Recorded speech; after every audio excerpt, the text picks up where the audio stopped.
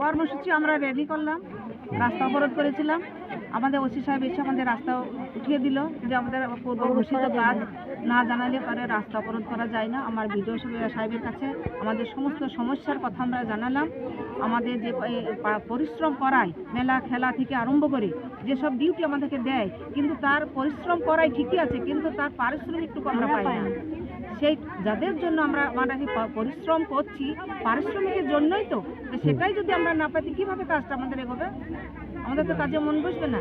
মূলত কি কি দাবি ছিল আপনাদের? দাবি আমাদের এইটুকু, ভাগে ভাগে ইনসেন্টিভ দেওয়া চলবে না, এক বকেয়া টাকা 4 মাসে মেটাতে হবে, আর আমাদের বেতন বৃদ্ধি করতে হবে, যেটা পূর্ব ঘোষিত 15,000 টাকা দেওয়া আছে সেটা, আর মৃত পরিবারকে 5 লক্ষ টাকা প্রদান করতে হবে, সরকারি সরকারি ছুটি মঞ্জুর করতে হবে।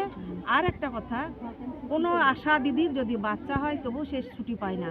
আমরা বাচ্চাদের গ্রামে গ্রামে বলি প্রত্যেক শিশুকে 6 মাস অন্তর বাচ্চাকে মায়ের দুধ খাওয়াতে হবে, কিন্তু আমাদের আশা দিদি নিজের বাচ্চাকে সেই পরিষেবাটুকু দিতে পারে না। 45 দিন পরে আর যে কোনো সময় ফোন আসে, যে কোনো সময় কাজের অর্ডার আসে, সেই মুহূর্তে সেই কাজে। আরেকটা কথা যে সব থেকে বড় উৎসব যেটা দুর্গোৎসব বাঙালি, সেই দুর্গোৎসবে কোনো ছুটি নাই। সপ্তমী, নবমী, দশমী, বিজয়া দশমী পর্যন্ত ছুটি নাই, সেদিনও ডিউটি করতে হয়।